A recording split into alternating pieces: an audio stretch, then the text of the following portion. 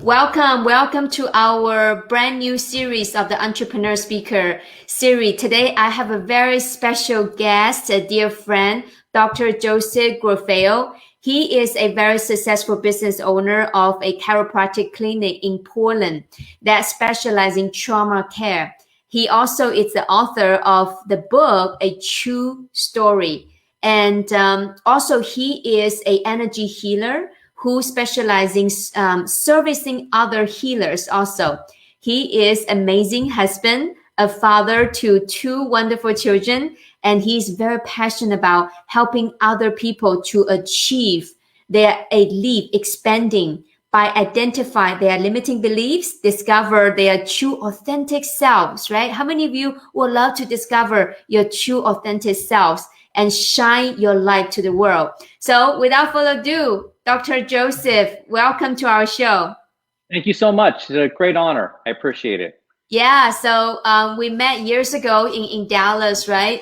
Through Yes. Tony Robbins' event. And I was very fascinated by the things that the spiritual growth that you are going through. And actually, me and my husband, we are going through this journey. So can you tell us a little bit about your story, your background? How do you get into this practice, this world? Yeah, you bet. So I'm a chiropractor, and I'm actually a second generation, meaning both of my parents were chiropractors, and they owned and operated their own business. So I really grew up behind the desk and immersed in a natural healthcare environment for my whole life. They were also previously in their lives before me very spiritual themselves. They had traveled, spent many years living in ashrams all over the world, and had a very strong spiritual practice before I even came to be part of this family. So so I was in the practice, took it over about 11 years ago. I had worked there since I was 18, officially out of school. And it was for what it was very successful. My parents had a beautiful practice. They did it for over 50 years. And when I took it over, I decided I wanted to take it to the next level. And that's actually when we met in Dallas. Uh-huh. I was doing a lot of training, lots of videos, books, but I actually got into following Tony Robbins and went to a lot of his seminars, a lot of his training, and applied a lot of, I recognized that he had a lot of insights that he put together from so many years and teachings, and really were like the nuggets. So I wanted to really understand, what are those things that make and break people of success? What are the actual limits? And then what does success look like and feel like in younger, middle, and older in life? I see. So it's a family-owned business, right? And you decide to incorporate the spiritual growth and helping people with the inner world versus just the physical, right? Yeah, and that actually was a newer aspect to the actual practice and what I do. My mom was diagnosed with breast cancer back in 2013. And at that time, I really decided to step it up.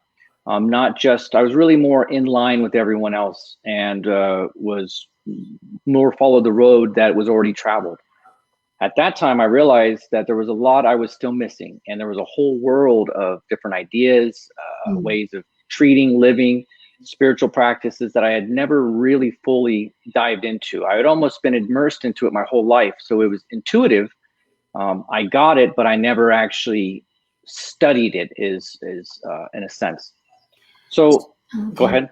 So we have experienced a lot of like, how do we build a business? How do we become successful entrepreneur, right? But the spiritual growth, this is really not heard of. The school didn't teach any of this, and our parents certainly don't talk about this, except for your parents. They have the background, right? So what is the spiritual growth? What can you explain to our listeners, so because some of them, they may never experience this world? Sure. Well, let me give you just a little background of even going into last year. Of course, it changed the whole world for everybody. For me, we were a person to person type of business. Okay, so very little online commerce. So it was a very big effect on us. Mm, Overnight we were basically shut down from the state, and we had to figure out what to do and how to reform that. mm, So everything seems always, as the story goes, as long as everything's going fine, everything works out. But at this point in time, I was faced with a new pressure, financially, my business, the legacy, and it really made me question and have to go through that experience of figuring out what is important to me, what do I really need to do, and when I have this challenge, how am I going to face it? Who am I really inside, and what am I capable of? So from that pressure of just last year, we actually made a whole shift in the way the practice runs, different types of ideas and marketing. And fortunately, it actually turned out to be a major win for us at this point in time. So that was a business. One thing that even Tony teaches is it's your own psychology that's going to make the difference. So when I wanted to then face with this pressure, I had to really dig deep and figure out, how do I overcome my psychology? Because as the fear, the anger, the doubts start to set in when you're under a new type of pressure that's has a major effect on your life and everyone else, you have to really figure this out. So that's when I moved into really owning my spiritual practice. I'd already been meditating. I had already been reading spiritual books. I had, mm, going into, different types of ancient places and studying, mm. but I never fully integrated what was important to me and the business and the spiritual practice.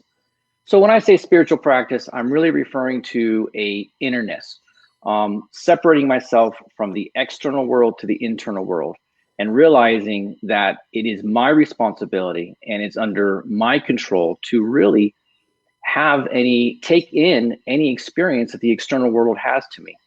So for me, the spiritual practice is inner work, falling in love with myself, falling in love with the universe, allowing the understanding that I might have a lot of training, I might have a lot of experience, but there's very few things that I actually know. In a sense, we say even a blade of grass. What do we really know about the blade of grass? Do we know how it grows? Do we know what's inside of it? Do we know if it? We really know very little. And even when I look at the roads that I drive on, I never made them. I don't know how a road's truly made, and yet I can travel around the country, the world, the city on these beautiful roads. So Mm. there's many aspects that I had to really accept and identify that I know nothing about and will know nothing about. But yet it is something that is external around me that I can take in and process any way I choose. So a lot of it came down to the acceptance. And then with the acceptance, owning my faults, my wins, everything good going on, everything bad going on, was actually all on me and no one else. And Mm, once I was able to take in that full responsibility, is mm, when the actual spiritual growth took place. mm, No, actually, this rest was more of cognitive understanding. Oh, I could read a book, I understand, like, oh, it makes sense. But until you fully invest and accept mm. all that, everything on the outside is an illusion, and it's only the internal that is real, that you really can actually find yourself and find that spiritual growth. Wow, that's amazing. Recently, I listened to a lot of Sadhguru's information on YouTube, and you really remind me. I going through his inner engineering course, right? He said that just like exactly what you just said, that 100% taking 100% responsibility, and the external world we cannot control. But how do we respond to life? How do we respond to the external world? That's something that within our control, right? Yes. Yeah, that's exactly correct. You know, Sadhguru and anyone else that teaches these things, once you get this certain knowledge, it's just as simple as that. I even find a lot of those gold nuggets that they say, the sayings, treat your neighbor as you would want to treat yourself. It sounds good, it makes sense, but until you can truly Yeah. love someone else as Mm. if they are you, you don't understand it. And when you do understand it and you can actually live in that way and feel that love in your heart, Yeah. the world changes. Everything inside changes. It's the most profound experience. No drug, no money, no adventure can equal it in any way. And what I learned is, yeah, you can understand intellectually, right? For example, if you are listening right now, you probably say, "Oh, okay, I understand, right? I'm taking responsibility." But until you really experience yourself and become part of you, it become part of your daily practice, right? So this is something that we can learn intellectually. It's something that we gotta experience ourselves. Yes. Yes, very much. It's and I'd say that one of the biggest lessons from the Tony experience in the Tony world was it's on me. It's on me. No one's gonna do it for you. Yeah. There's no magic. No one else has it. No one else can give it to you. You might meet successful people. I always say, I might be best friends with Michael Jordan, but that doesn't make me a good basketball player. You have to do the work, and Yeah. there's nothing in this world that can be given to you. You Right. have to earn it. And my question for you is for the people who are very focused on everybody, right? Everybody, we spend majority of our time learning how to build our business, grow a successful business, become entrepreneur and investor. So how do inward, internal can help them expand their business, their success? Yeah. So, um, following a lot of the great teachers and the great books, I was able to maintain my business and actually maximize in a downtime. And those were all technical steps. Follow Mhm. A, B, C, D, and then you will see what you get from it. Almost like farming. Plant the seed, you water it, you till it, and it grows, you harvest. Mhm. The part that I found that was missing was that internal fulfillment. And I saw that with a lot of people that I worked with, but also a lot of very successful people that I've become friends with. When I'm sitting with, say, a billionaire in their 70s, divorced 5 times, Mm. still feel angry, no love, I question. I say, well, this person has developed so much success. They were self-made. No one gave it to them, Yeah. and so much was accomplished, and yet the actual satisfaction and fulfillment in their life was miserable. They had no love in their heart for themselves or anyone else. Yeah. um, and this is a common story you see played out time and time again of Yeah. very, very successful people. So I decided that I wanted to figure out how to have my success and my fulfillment. And Mm. that is really where this type of practice came into play to find that. I was previously working, my 60 plus hours a week in the practice. My wife was also in the practice with me. We're business partners. She's not a chiropractor, and we decided with all of these changes that the most important thing to us was our family. I have a 6-year-old and now a 1.5. He Yeah. was born a month before everything got shut down. So we Oh. looked at it and we said, let's let's make this decision of what really matters to us. Let's say everything was taken away and we had nothing. Mm. What do we have? Well, we have each other. And what Mm. is that? Well, that's love. That's a Mm. partnership. Mm. We have beautiful children, and those children are going to grow up someday. And when they grow up, they more likely or not will not be around us like they are now. Mm. So we said, let's focus on our children. Let's focus on ourselves. Let's take the time to redesign the Mm. practice by using these skills, the tools, the teachings to be able to grow the business in a way that didn't actually take my and my wife's time into being having to be there. Mm. And that really started with responsibility and owning our everything from the faults to the wins. Until you can actually accept it, it's not your business partner's fault, it's not your client's fault, it's not an employee's fault, it's not the government's fault. It's my fault. It's my fault no matter what. And once I could accept it, which wasn't easy, that was actually a very difficult part to Because the really feel. ego, right? We all have Oh ego. man, big time. And for me, my ego especially was tied into working with patients every day. There's a lot of gratitude that comes with that. No matter what mood I was in, at the end of the day, I'm getting admiration. People are thanking me. Oh, this and that. It fills you in a way that's unbelievable, almost like a drug. And I never realized it until I pulled away how much I was actually addicted to that, which also meant that I did not have that kind of love for myself because I needed it from them. And I was actually getting fed from that admiration. Every time I made more money, oh, yes, yes. Every time they say, oh, you're the best, you say, oh, thank you. Oh, yes, yes, thank you. For me, it was how I was fed. We all want love, and most things that we do is either to move towards love or away from love. And that's what the fear and anger is. Mm-hmm. And And so Dr. I was able to fill myself with my own love. That was it's so interesting that you pointed out because I personally has going through this shift. When I was at Tony's Day with Destiny, we do the exercise, right? The value, freedom, success, and those are the top of my list. And recently I redo that exercise with my coach. And guess what? It has completely changed.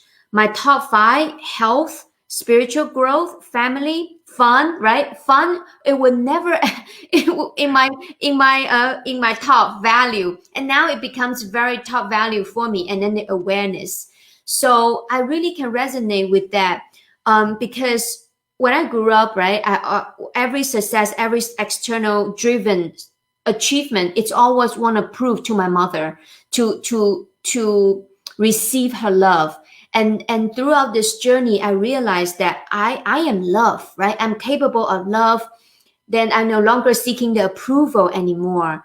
And that's why I see the shift within myself, that I create the life that matters to me, not to prove to my mother or the society. I personally really experienced that recently. That's wonderful. That's very spot on for what it feels like when you move into this space. Mm. And you mentioned the parents. That actually is where I found is the best place to start. Is the forgiving of the parents, and what I feel you forgive them for is any upset that you had with them, you judging them, you having any kind of negative feelings towards them. It's not what they did to me. It was my judgment towards them that actually needed to shift. Again, that was an ownership thing. I started with my mother, and then I went into my father, and that was, I would say, by far one of the most profound experiences. I never realized how much I was still, even my adult life, seeking their approval, seeking Yes. their love. Oh, make sure, what would they think? It was almost like a crazy man. Like I'm worried about all they wanted to do is love me, and I'm sitting here worried they're going to judge me for making a decision to the business that they used to have that now I have, which was very destructive and limited me from actually seeing my truth, seeing what truly mattered to me. And even that judgment would also move into either fear or anger. And that is by far the most destructive emotions to have for anybody at all times. And you know what, Dr. Joseph, when I was working with people, I helping them with their financial planning and things like that, investment. And I have seen that a lot of people, they suffer from the anxiety, the limiting belief and things like that. So is there any tips that you can give to our listener to help them, first of all, identify, right? And how do they overcome it so that they can really live into their authentic self? Yes, you bet. So the anger and fear I found are your best alarm systems, your best avenue to enter your subconscious. So there's the conscious mind and the subconscious mind. The sub is the part that keeps you alive, tells you to breathe, keeps you safe. If you burn your hand on a stove, it reminds you without you thinking about it to be careful around the stove. That is the job of the subconscious. But unfortunately, it remembers certain things that are no longer necessary to be scared of. An adult being yelling at us when we were kids could have a very traumatic effect, but as an adult, it makes very little difference. But to actually get into that, to find out where are those limitings, what is triggering you, I find when you're having the experience of the anger, of the fear, of the doubt, I ask myself one question and I say, finish the story. What is truly going on? Because I normally will be having almost a conversation in my head. Oh, this person, honked at me. How dare they honk? I was only, don't they know I was this? But when you pull out of that and you say, okay, what's really going on? Who am I worried about? Is this something my mother did? Was this something my father did?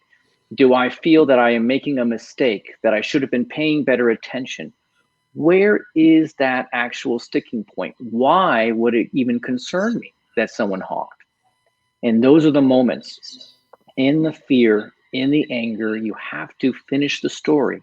Why would you feel this way? Who is this coming from? Where did you see this before? Is it really true? Should I really be angry? Is anger what I want to experience? Then I say, well, do I want to forgive them now? Do I want to forgive them in an hour? Do I want to forgive them in a month? What's the difference? How much time do I really need to let this go? But until I can identify and move into it, I might have never known that someone honking at me was a trigger, was something that threw me off until it happened. So now when it does happen, I get excited. I say, oh, looks like we found something to dig into. So then I ask the question, all right, let's finish the story. Where is this coming from? Once you understand where it's coming from, you find forgiveness and you let it go, it's never going to bother you again. It disappears. But you have to communicate to the subconscious. You have to let it know that it's okay and fully see what it's reflecting off of. Wow. So what you're saying is, whenever we have the experience of anger, anxiety, or fear, that's actually an opportunity for us to heal internally. Extremely. You'll get to a point where you're eventually experience less and less of the anger, fears, and doubts. But that's okay. This isn't a journey. This isn't a weekend seminar and you're done. Nothing's ever worked that way for anything. This is a journey. So it's something that you will never truly be over. I've seen people who, mastered this and mastered that, but then they're in a new experience and all of a sudden everything starts to fall apart. But that's the beauty of it. You'll never know what's going to come, and you'll always have new opportunities to grow and expand, especially if you're willing to go into it, to actually embrace it. Otherwise, you'll just keep getting stimulated by the same situations and you'll be there for the rest of your life. And I know, I'm sure most of your listeners, they're in businesses, they're entrepreneurs. So they've seen the people who get stuck. They've seen people hit that peak, that limitation, and never been able to get past that upset, that person who wronged them, what their mother did to them, what their father did to them, what the government did to them. If you cannot move past it, that will be where you're at for the rest of your experience in this life. So what I hear over and over again, that first of all, it's a choice, right? You can choose to be in that vicious cycle, right? Or we decide and make a decision to break through by, number one, taking fully responsibility, right? And number two, it's commit, because this is not one-time fix, right? This is a journey. This is a personal growth. Nobody can help you, only yourself, right? Correct. So when you grew up, right, pursue your business or your journey, is there anybody who make a huge difference that in your life? Yes, I would have to say my parents. Oh. They were going into the same business, and both of them being in the same business.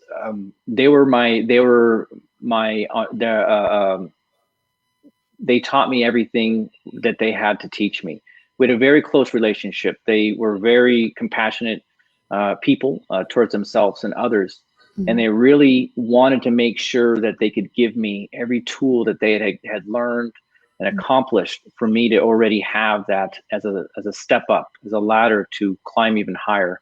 So they taught me about business. They taught me about healing. They taught me about spirituality.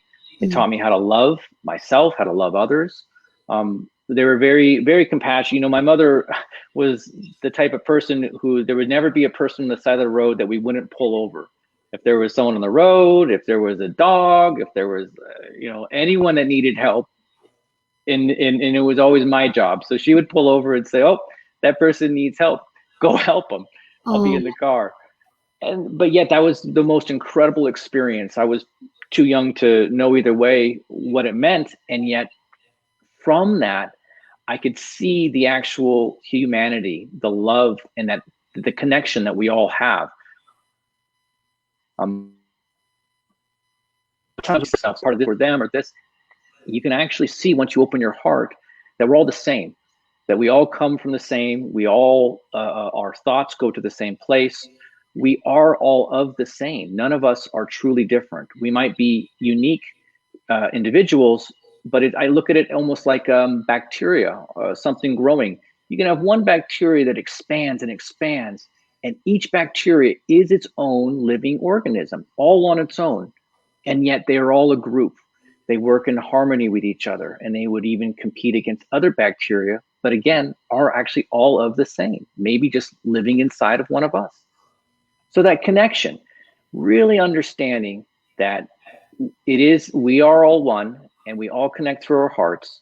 And the more we can connect and love ourselves, the more we can connect and love each other, and we all grow. It's really not about the competition. And that's something when it comes to the business, is when I moved away from competition and more collaboration, is when I was able to free myself. I was able to remove those doubts and fears, and even the doubt and fear that I wasn't the one that was going to be treating everybody. I wasn't going to be the one in the office every day. I wasn't going to be the one. And really opening that up allowed me to have just an incredible new direction in my life. just now, Dr. Joseph, you mentioned about we are the one, right? I read a couple of books. Can you elaborate on that a little bit? Because sometimes I kind of feel we get fooled by our five senses, right? We see the separation. Can you explain a little bit on how do you understand that we are the one? Like, Sure. Yeah, it's a very great question.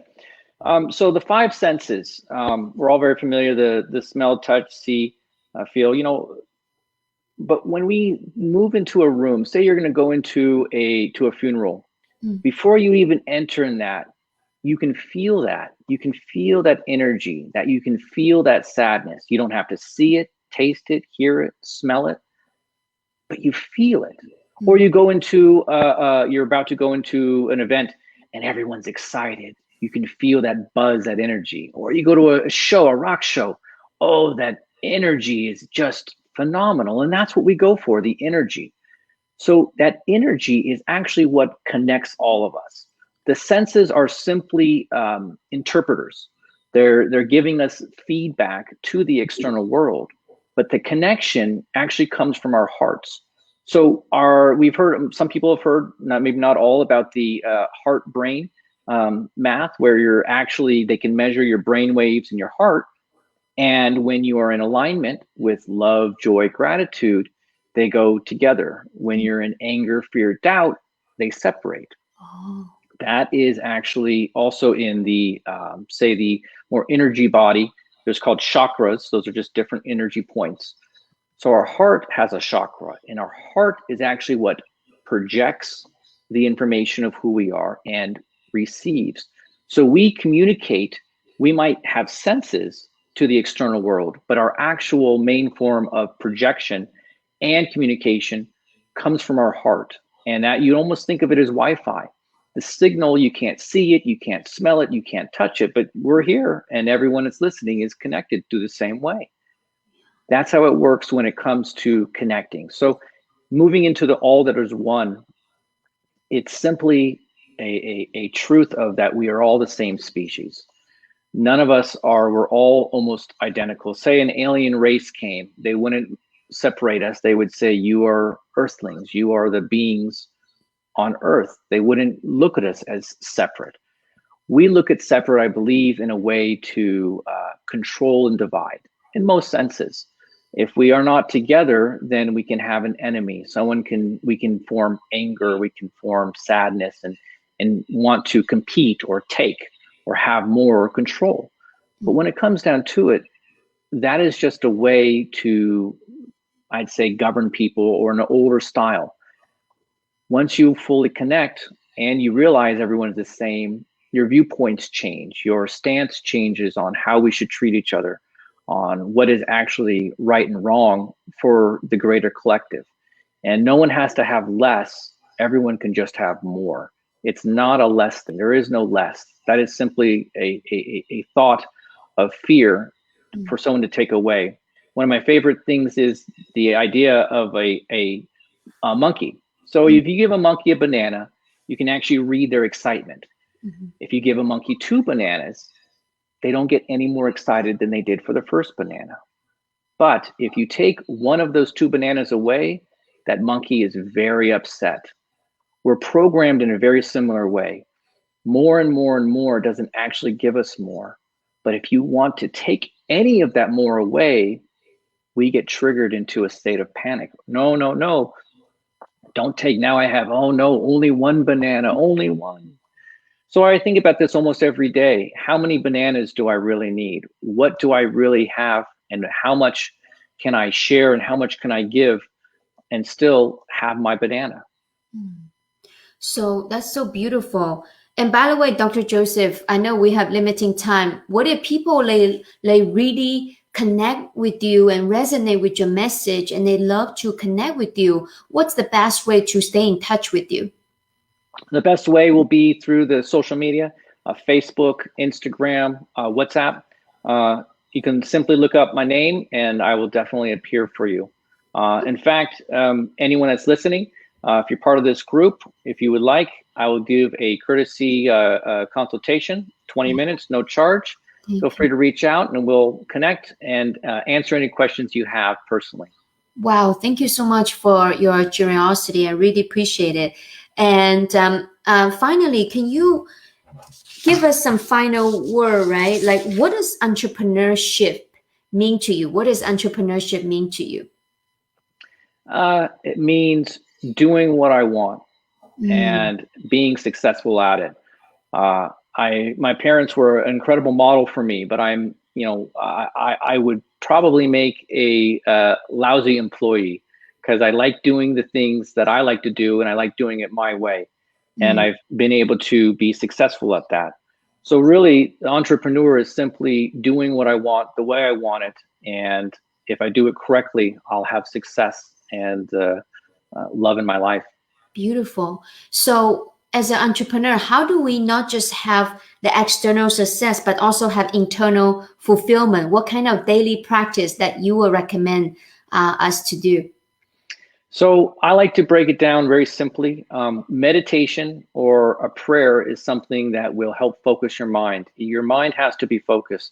Our thoughts, feelings, emotions will take advantage of us, and people use those tools to take advantage of us. So if you cannot control your thoughts right off the bat, you're going to be in trouble. But it doesn't take much. You can do 5-10 minutes or up to an hour. It really is your choice, but a daily practice of that silence twice a day, right when you wake up, before you go to bed, will put you in the right state where you can then process everything you need to process.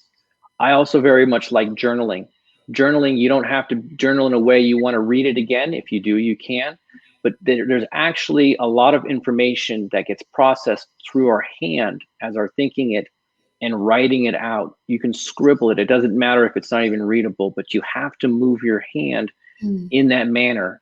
And you can actually use that process to answer a lot of your questions. You can either just have a conversation, write about your day, write about what you wish, but it really is a vital aspect to take these things and to actually put them out and almost have a live conversation with yourself.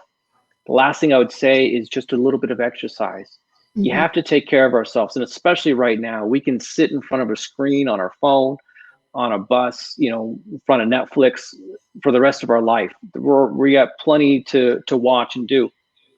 So you have to get up and move around. You have to get that blood flowing. You have to create that energy and get all of your body working. And that's part of a very big aspect of the spiritual growth is connecting all of the systems. It's not just your mind. It's not just your body. It's not just your thoughts. All of them have to be in aligned with each other. So I just call it the gem, journaling, exercising, meditating. If you can do that a minimum once a day, your life will drastically change in literally a very little bit amount of time. Same amount of time you would spend thumbing through social media, you can accomplish that. Within 30 minutes, you can exercise, journal, and meditate and be set for the day. Wow. So you call it GEM, journaling, exercise, and meditate. So my morning routine is when I wake up, I will do the 20 minutes meditation. And after that, I will go work out with my trainer for an hour. I do weight training. There's one thing, it's journaling, right? Like my husband, Carl, he's in journal, but I haven't been able to keep the consistency because sometimes when I journal, I don't know where to start. So what you're saying is just write, doesn't matter, right? Yep, scribble. It makes no difference. It's simply the act. It's moving your hand in a way. Sometimes if I have nothing to say, I'll simply talk to myself. Oh, how did you sleep last night? Oh, wonderful. Yeah, thank you. By you journaling then? Yeah, exactly. The whole conversation. It really, it's just a form of communicating. It's a different way to internalize, to take what's inside and to put it out. It makes almost no difference what you write. Just do it. I see. So I just talk to myself. How I feel today. This is how I feel. Just whatever. Doesn't need to be right. And you mentioned about twice a day, morning, evening, silence. So morning meditate, silence, and evening before we go to bed, we also do some sort of silence and meditation. Yes. And again, 5-10 minutes is all it takes. It's the act of going internally and just being silent. If you can, some people have faith in God. Some people look at it as the universe. But the universe or God speaks to us in our silence. It's not in all the noise. That is almost static that interferes with actually hearing. It's in the silence where we can truly hear what the message is, what our heart is telling us, what the universe, our angels, however you want to see it. The guidance comes in the silence. So you have to be silent. And the best times are first thing in the morning and right before you go to bed. Yeah, first thing in the morning, I do it religiously. I am very great at it. The evening, it's always up and down because sometimes weekend, the kids watching movie, we tired. You know what I'm saying? Oh yeah, and I mean it's the struggle for everyone. It's part of life, and especially if you have kids and there's a lot of that. You have the bedtime routines, the baths, and the this and that, and that's why I really recommend making it simple.